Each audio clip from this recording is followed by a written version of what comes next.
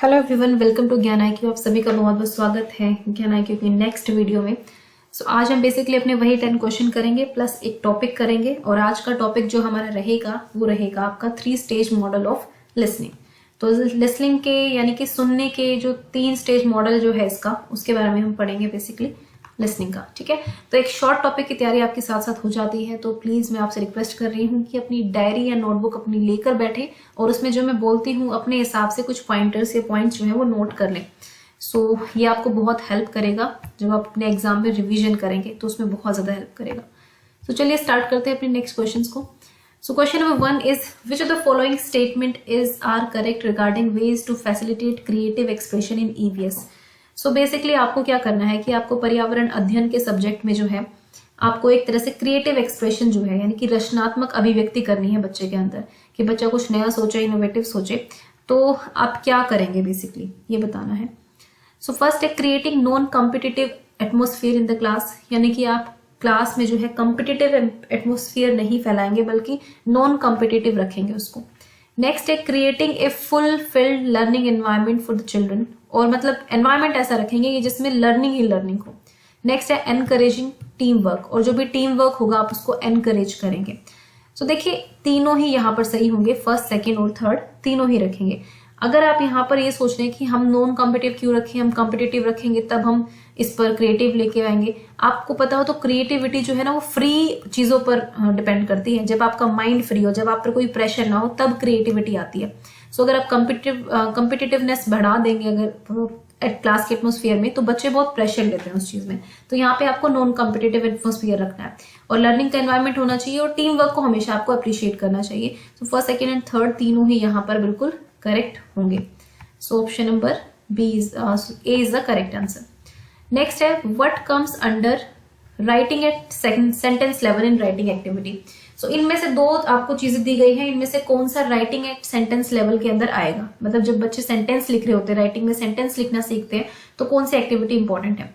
Writing information from the charts और grids, जो grids बनी होती है इस तरह से और चार्ट्स जो बने होते हैं वहां से अगर आप बच्चे को देख कर लिखने को कहोगे, या री राइटिंग स्क्रैम्बल्ड सेंटेंस करेक्टली, या फिर मान लीजिए कुछ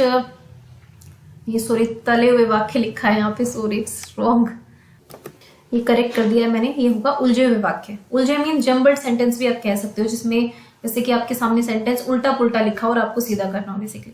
ठीक है, सेकंड बिल्कुल ठीक होगा, फर्स्ट भी ठीक होगा, क्योंकि चार्ट से कोई इन्फॉर्मेशन लिखनी है आपको तो उसमें भी आपको हेल्प मिलेगी। सपोज आपके पास फ्रूट का चार्ट है, टीचर वहां पे कह सकता है how many fruits are there, तो बच्चा पूरा सेंटेंस बनाकर लिखेगा। या फिर चार्ट से ही कुछ वर्ड्स लिखे हुए उनसे सेंटेंस बनाना, तो ये भी सेंटेंस मेकिंग में हेल्प करेगा। दोनों ही इंपॉर्टेंट होंगे। ऑप्शन नंबर C यहाँ पर बिल्कुल करेक्ट होगा। नेक्स्ट क्वेश्चन पर चलते हैं। Question number 3, which of the following are institutional resources for teaching learning in EVS।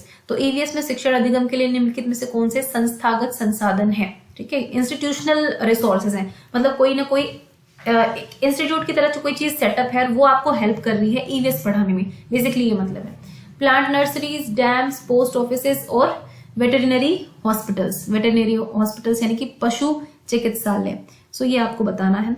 भाई देखो, अगर आपको प्लांट्स पढ़ाने हैं तो आप नर्सरी ले जा सकते हो। आपको वाटर मैनेजमेंट, डैम्स का सिस्टम, रिवर्स का सिस्टम समझाना है, तो अगर आप सपोज बच्चे उत्तराखंड में पढ़ रहे हैं, उत्तराखंड के स्कूल में पढ़ रहे हैं, तो वह डैम्स भी दिखा सकते हो। उसके बाद पोस्ट ऑफिस तक आप ले जा सकते हो, किस तरह से पोस्ट ऑफिस का काम होता है, या हेल्पर्स में भी आप पोस्ट ऑफिस ले जा सकते हो।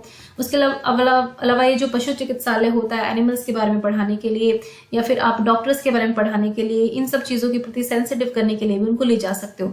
तो ये सारी चीजें एज इंस्टीट्यूशन आपकी हेल्प करती है as a resource to teach EVS। तो बच्चे यहाँ पर अगर आसपास में जगह है तो आप ले जा सकते हो। EVS में तो हम कहते हैं ना field visit is very important, तो सारे ही होंगे ऑप्शन नंबर B। मतलब सब सारे टॉपिक्स EVS से रिलेटेड है, आसपास का एनवायरमेंट, ये सारे होंगे। उसके बाद फोर्थ है which of the following is or are the needs of assessing students learning in EVS। तो इनमें से कौन से नीड्स हैं बच्चों को लर्निंग सिखाने के लिए EVS में। बेसिकली कौन EVS में छात्र के सीखने का आंकलन करने की आवश्यकता है, मतलब किसमें, ठीक है, ये बताना है आपको। क्वेश्चन है diagnose the gaps in realising objectives of EVS and take necessary measures. कि अगर आपको ना सबसे पहले क्या करना पड़ेगा कि आपको वो गैप्स ढूंढने हैं जहां पर बच्चे को समझ में नहीं आ रहा है। बेसिकली अगर किसी बच्चे को समझ में नहीं आ रहा है तो हम लर्निंग गैप्स ढूंढते हैं कि अधिगम में कौन सी ऐसी कमियां रह गई जो हमें दिखाई नहीं दी। उसके बाद enable quantitative and qualitative understanding of the progress of learning among students. फिर छात्रों के बीच जो है गुणात्मक और मात्रात्मक समझ को भी सक्षम करना, उनको सक्षम बनाना इस चीज में भी। तो ये दोनों ही असेस करने के लिए इंपॉर्टेंट है। तीसरा है it enables the teacher to find out intelligent. तो क्या इस ईवीएस का असेसमेंट हम इसलिए करते हैं कि बच्चा जो इंटेलिजेंट बच्चा होगा उसको निकाल लेंगे? जी नहीं, इसलिए असेसमेंट नहीं करते हैं। हम गैप्स को ढूंढने के लिए करते हैं, साथ ही साथ हम क्वालिटेटिव और क्वांटिटेटिव अंडरस्टैंडिंग के लिए भी करते हैं कि बच्चों के अंदर इसकी प्रोग्रेस कितनी हो रही है। So both 1 and 2 will be the correct option. So option number D यहाँ पर बिल्कुल करेक्ट होगा। नेक्स्ट है question number 5, which of the following is not a step in pair share technique of cooperative learning. Cooperative learning और collaborative learning मैंने आपको बताया था एक वीडियो में, आप वहां से देख सकते हैं। दूसरी चीज है पेयर शेयर, यानी कि आपने एक पेयर बना दिया, एक बच्चा ये है, दोनों साथ में मिलकर काम कर रहे हैं। तो इससे क्या, कौन सा इसमें एक स्टेप नहीं है इस टेक्निक का, बेसिकली बताना है। Individual student response to the teacher's query, मतलब अकेला मान लो आप इस ग्रुप से पूछ रहे हो ना टीचर की, अब क्योंकि टीचर को तो इंडिविजुअली असेस करना है ना, तो वो यहाँ पर अलग अलग बच्चे से, दोनों बच्चे एक साथ तो बोल नहीं सकते, तो एक एक ही बोलेगा ऑब्वियसली, तो ये तो बिल्कुल ठीक है। उसके बाद sharing among the partners to complete the team task, sharing होती है, उनको एक टास्क कंप्लीट करना है इसलिए उनके अंदर शेयरिंग तो होगी। Pairing up with another child, ये भी बिल्कुल ठीक है। Asking children to submit their work individually, या फिर उनको कहो कि आप अलग अलग अपना वर्क दो। तो मैंने कहा था कि कोऑपरेटिव लर्निंग में क्या होता है, बेसिकली हम एक जो एक हमारा टास्क होता है, गोल होता है, उसको पाने के लिए हम एक साथ एफर्ट्स करते हैं। तो यहाँ पे इंडिविजुअली जो है आप यहाँ पर प्रोजेक्ट वगैरह सबमिट नहीं करोगे, ये तीनों बिल्कुल ठीक है। ओके, प्रेजेंटेशन तो एक एक, जैसे टीचर ने कहा कि बेटा अब तुम इतना तुम बताओ, इतना तुम बताओ, वो ठीक है, क्योंकि इन दोनों ने एक टास्क को कंप्लीट करने के लिए मेहनत की है, तो टीचर वहां पर असेसमेंट दोनों की करेगा। लेकिन इसका मतलब ये नहीं है कि बच्चे इंडिविजुअली अपना काम देंगे, काम वो अपना ग्रुप में ही देंगे। तो यहाँ पर डी ऑप्शन बिल्कुल करेक्ट होगा, जो इसका स्टेप नहीं होगा। उसके बाद चलते हैं क्वेश्चन नंबर 6 पर। Which of the following which is included in stage 2 of productive computer session? So productive computer session के मेरे बारे में मैंने आपको बताया था कि exactly कहीं पर नहीं है, लेकिन हाँ ये है कि स्टेज 1 में जो है आप बेसिकली बेसिक चीजों को सीखेंगे, लैपटॉप, कंप्यूटर, मतलब बेसिकली प्री यूजिंग स्टेज जो होती है, जब आप इसको यूज नहीं करते उससे पहले इसके बेसिक्स को सीखना। सेकंड स्टेज में जो है बेसिकली आप उसको यूज करते हो उस चीज को। So making sure children know the rules, आपको ये पता, अब ये वाइल यूजिंग वाली है ना, कंप्यूटर सेशन है, तो सेकंड स्टेज पे क्या होता है कि आप यूज करते हुए क्या चीजों, किन चीजों को ध्यान रखोगे। सो यहाँ पे है making sure children know the rules, आपको पता, ये श्योर करना होगा कि बच्चों को रूल्स पता है सारे, क्योंकि वो यूज करने वाले हैं ना उन चीजों को, तो रूल्स के अकॉर्डिंग करेंगे। उसके बाद है check that children carry out the task, help and advise accordingly, और फिर क्योंकि while the using laptop computer वाली स्टेज है, तो आप चेक करोगे कि वो टास्क कर रहे हैं, हेल्प भी कर रहे हैं, एडवाइस भी कर रहे हैं, तो दोनों ही यहाँ पे ठीक होगा। ठीक है, एक होती है इसमें स्टेज होती है, फर्स्ट तो होती है कि जब आप यूज करते हैं उससे पहले वाली स्टेज, जब आप बेसिक सीखते हैं, ठीक है बेटा ये माउस है, ये है लैपटॉप में, इसको ऐसे करना है। फिर सेकंड स्टेज में आप यूज करते हो उस चीज को, तब आप जो जो चीजें करते हो, और लास्ट में आफ्टर यूज के बाद आप क्या क्या कर रहे हो, तो वो स्टेज 3 आ जाती है। तो यहाँ पे डी जो है बिल्कुल करेक्ट होगा। चलिए नेक्स्ट क्वेश्चन पर चलते हैं। By using which model can the teaching of listening be done, तो कौन से मॉडल को यूज करके लिसनिंग की टीचिंग की जा सकती है। सो भी मैंने वीडियो की स्टार्टिंग में आपको बता ही दिया कि मैं आपको 3 स्टेज मॉडल कराऊंगी लिसनिंग का, सो इसके बारे में हम लास्ट में टॉपिक में बात करेंगे 3 स्टेज मॉडल के बारे में। ओके, सो 7th का बी आएगा, 3 स्टेज मॉडल होता है लिसनिंग का। लिसनिंग इज अ स्किल, आपको पता है। Which of the following are the objectives of environmental studies in primary education? तो प्राइमरी एजुकेशन में जो एनवायरमेंटल स्टडीज है उसके ऑब्जेक्टिव क्या होते हैं, ये आपको मिल जाएगा बेसिकली एनसीएफ से। ओके, एनसीएफ से क्वेश्चन आया हुआ है। To develop curiosity and awareness about the environment children, बिल्कुल ठीक भाई, पर्यावरण के बारे में उत्सुकता और जागरूकता विकसित करनी है हमें। इनकलकेट टेम्परामेंट, गुणवत्ता वाले वातावरण को प्रोत्साहित करने और बनाए रखने के लिए बच्चे का स्वभाव, उसके मूल्य, दृष्टिकोण तथा भावनाओं को अंतर्निविष्ट भी करना है। ठीक है, ये भी बिल्कुल ठीक है। इनकलकेट का मतलब होता है इन चीजों को मिलाना है आपको। Develop skills to solve environmental problems and have an informed purpose, आपको स्किल्स डेवलप करनी है कि वो बच्चे जो है एनवायरमेंटल प्रॉब्लम्स को सोल्व कर पाए। कल को उनके सामने एक मजबूरी आए कि हमें पेड़ भी काटना है, हमें ये भी करना है, तो फिर आपको क्या वो डिसीजन ले पाए कि नहीं पेड़ काटना इज नॉट गुड, है ना, डिफोरेस्टेशन इज नॉट गुड, तो वो ये सीख पाए बेसिकली।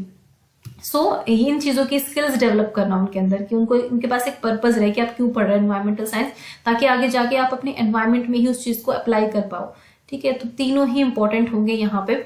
सो 8th का यहाँ पे आ जाएगा B, first, second and third, तीनों ही यहाँ पर इंपॉर्टेंट है। Next, move to the next question is question number 9th।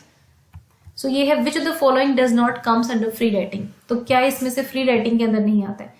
Free writing का मतलब क्या होता है? आपने एक टॉपिक दे दिया, ठीक है, आपने दे दिया डॉरी दे दिया आपने कि अब दहेज प्रथा पर लिखो, और आपने फ्रीली लिखा उस पर, आपने 1 पेज लिखा, 2 पेज लिखा, लेकिन फ्रीली लिखा, किसी के दबाव में कुछ नहीं, आपके जो मन में आपने लिखा, ऑब्वियसली ऑर्गेनाइज वे से। सो इसमें क्या नहीं आएगा? Maintaining the writing of all students, ठीक है, मेंटेन तो हो ही रही है यहाँ पे। Correcting all the mistakes you can find, ये बिल्कुल गलत होगा।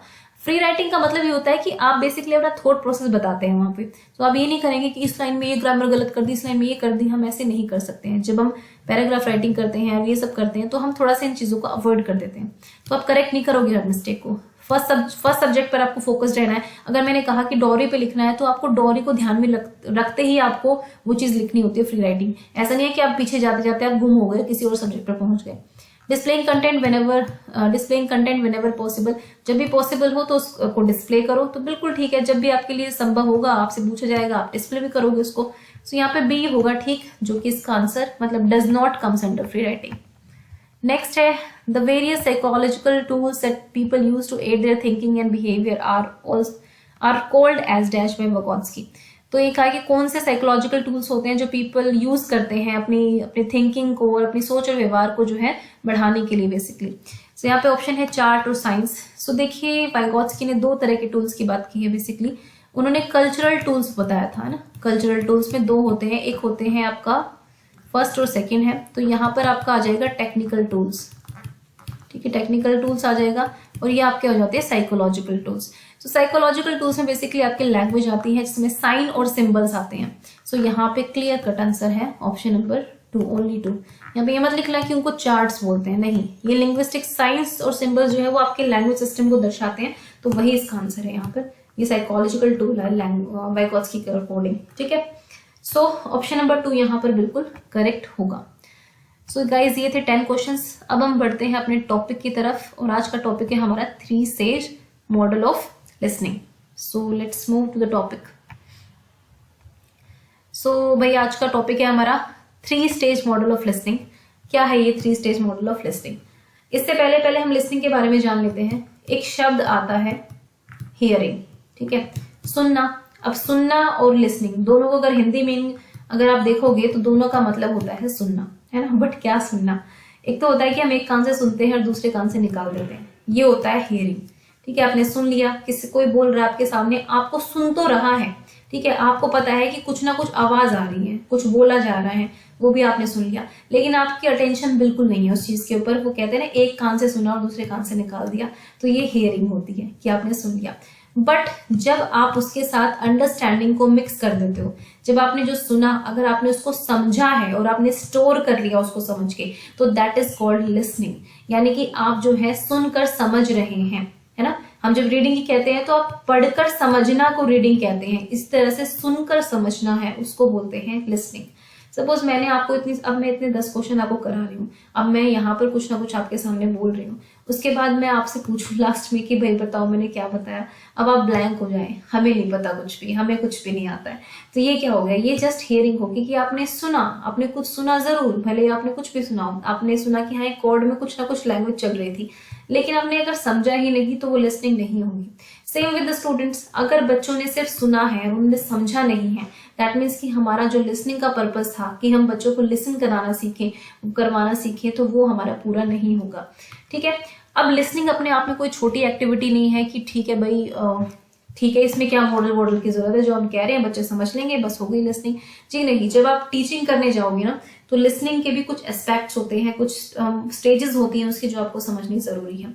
सो we are talking about the 3 stage model. 3 stage model basically कुछ नहीं है, बहुत ही आसान तरीका है, देख लीजिए।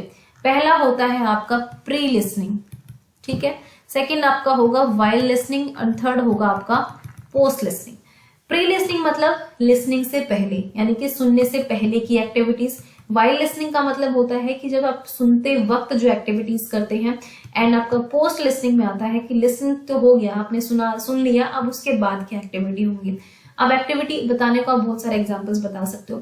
सपोज मुझे आज एक स्टोरी टेलिंग करनी है, मैं स्टोरी टेलिंग करने वाली हूँ, जैसे थर्ड क्लास में एक स्टोरी है सूरज और हवा के बारे में, sun and the wind, I think second में है, not sure about it, second class में, yes, the sun and the wind, ये स्टोरी है सूरज, और ऐसे ही हिंदी में है सूरज और हवा, ठीक है, जो भी है, राइटिंग को माइंड मत करना।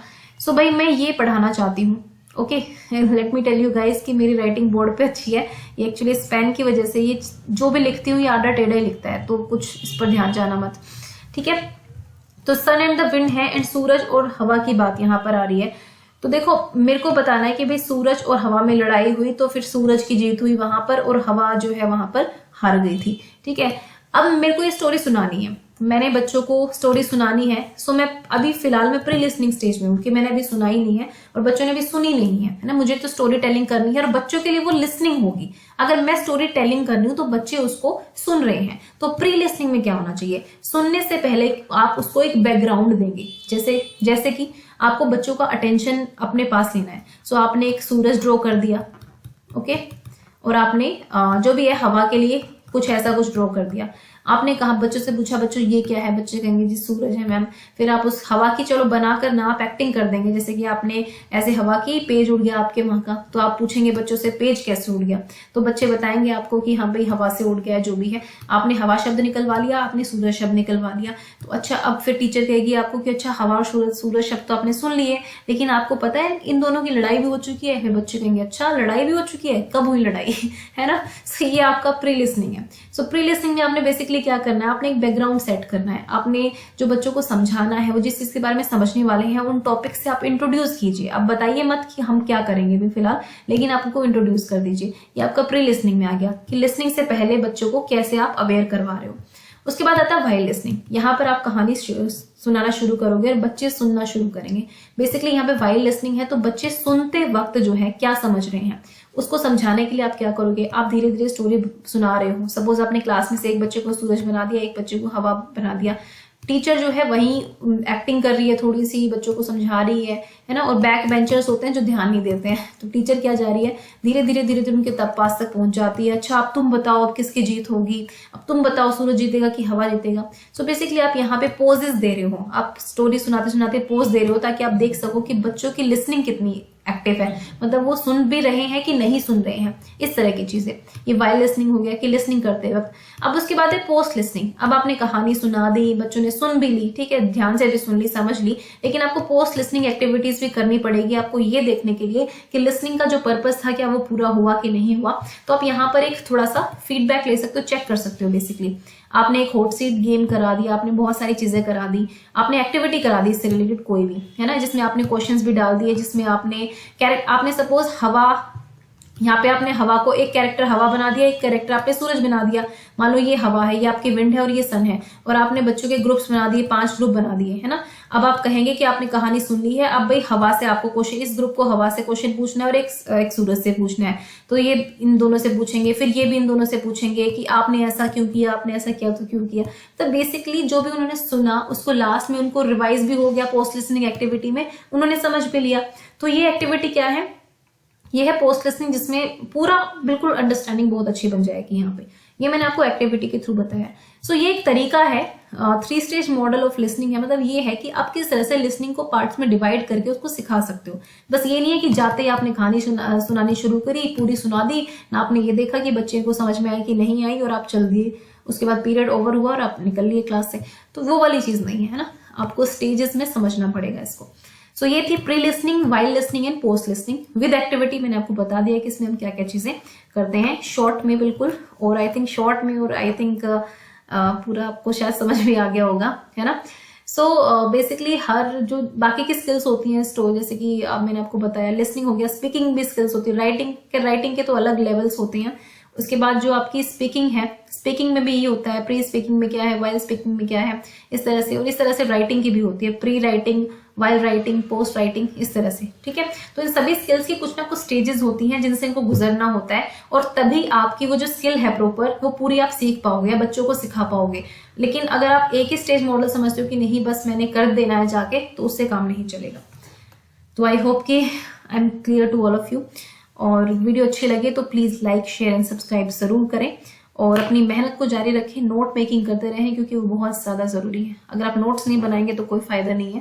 ये शॉर्ट वीडियोस आपके नोट्स के लिए बहुत इंपॉर्टेंट है, रिवीजन का बहुत अच्छा पार्ट है आपका। Okay, and thank you for watching ज्ञान IQ।